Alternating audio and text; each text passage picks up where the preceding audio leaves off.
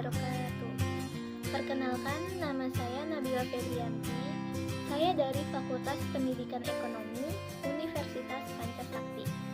Di sini, saya akan memaparkan video pembelajaran mengenai strategi pemasaran. Untuk lebih jelasnya, mari kita simak video berikut. Yang pertama adalah strategi pemasaran. Strategi pemasaran adalah upaya memasarkan suatu produk, baik itu barang atau jasa, dengan menggunakan pola rencana dan taktik tertentu sehingga jumlah penjualan menjadi lebih tinggi.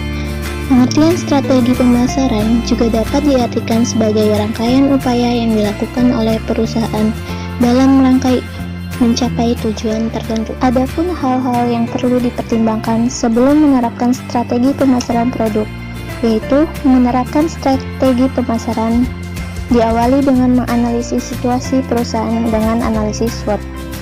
Analisis SWOT adalah metode perencanaan strategis yang digunakan untuk mengevaluasi kekuatan, kelemahan, peluang, dan ancaman dalam suatu proyek atau suatu spekulasi bisnis.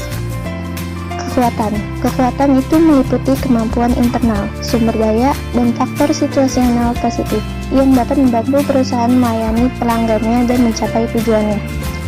Kelemahan meliputi keterbatasan internal dan faktor situasional negatif yang dapat menghalangi performa perusahaan. Peluang adalah faktor atau tren yang menguntungkan pada lingkungan eksternal yang dapat digunakan perusahaan untuk memperoleh keuntungan. Dan ancaman adalah faktor yang lingkungan eksternal yang tidak menguntungkan yang menghadirkan tantangan bagi performa perusahaan. Setelah analisis SWOT, penerapan strategi pemasaran dapat dilalui dengan langkah-langkah berikut. Yang pertama adalah segmentasi. Segmentasi pasar adalah kegiatan membagi suatu pasar menjadi kelompok-kelompok pembeli yang berbeda yang memiliki kebutuhan, karakteristik atau perilaku yang berbeda, yang mungkin membutuhkan produk atau bauran pemasaran yang berbeda. Segmentasi memiliki peran penting karena beberapa alasan. Salah satunya adalah segmentasi memungkinkan perusahaan untuk lebih fokus dalam mengalokasi sumber daya. Dengan membagi pasar menjadi segmen-segmen akan memberikan gambaran bagi perusahaan yang menetapkan segmen mana yang akan dilayani. Selain itu, segmentasi memungkinkan perusahaan mendapatkan gambaran yang lebih jelas mengenai peta, kompetisi, serta menentukan posisi pasar perusahaan. Selanjutnya adalah targeting. Pengertian dari targeting itu sendiri merupakan sebuah sasaran dalam siapa yang akan dituju. Untuk menentukan targeting, maka dilakukan beberapa survei untuk dapat mengetahui keadaan pasar nantinya, agar ketika proses pemasaran tidak salah sasaran. Dalam menetapkan target market, perusahaan dapat mempertimbangkan 5 pola. Dapat dijelaskan sebagai berikut. 1. Single segment concentration adalah perusahaan dapat memilih satu segmen saja.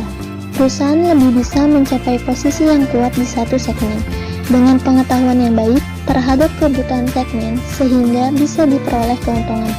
Namun, konsentrasi di suatu segmen mempunyai potensi risiko yang cukup besar, sehingga alasan ini yang mendasari perusahaan untuk memilih lebih dari satu segmen. 2. Selective specialization adalah perusahaan menyeleksi beberapa segmen. Segmen yang dipilih mungkin tidak saling berhubungan atau membentuk sinergi, tetapi masing-masing segmen menjanjikan uang. Strategi ini lebih dipilih oleh perusahaan untuk menghindari kerugian, walaupun salah satu segmennya tidak produktif, tetapi perusahaan tetap memperoleh pendapatan dari segmen yang lain. 3. Product specialization, yaitu perusahaan berkonsentrasi membuat produk khusus atau tertentu. Melalui cara ini, perusahaan membangun reputasi yang kuat di produk yang spesifik. 4. Market specialization, yaitu perusahaan berkonsentrasi melayani berbagai kebutuhan dalam kelompok tertentu. Perusahaan memperoleh reputasi yang kuat dan mencapai channel untuk semua produk baru yang dibutuhkan dan dipergunakan oleh kelompok tersebut. Resiko kerugian akan timbul apabila kelompok tadi mengurangi pembelian atau kebutuhannya. Yang terakhir, full market coverage, yaitu perusahaan berusaha melayani semua kelompok dengan produk yang dibutuhkan. Namun, hanya perusahaan besar yang bisa melakukannya. Untuk menciptakan kepuasan konsumen, pemasar dapat melakukan diferensiasi dan menghasilkan lebih banyak penjualan daripada tidak melakukan diferensiasi. Namun, diferensiasi dapat meningkatkan biaya perusahaan secara umum. Hal ini tetap akan bermanfaat khususnya apabila dikaitkan dengan strategi profitability. Lalu, berikutnya adalah positioning. Positioning adalah image atau citra yang terbentuk di benak seorang konsumen dari sebuah nama perusahaan atau produk.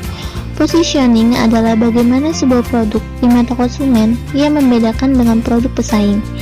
Dalam hal ini termasuk brand image serta manfaat yang dijanjikan.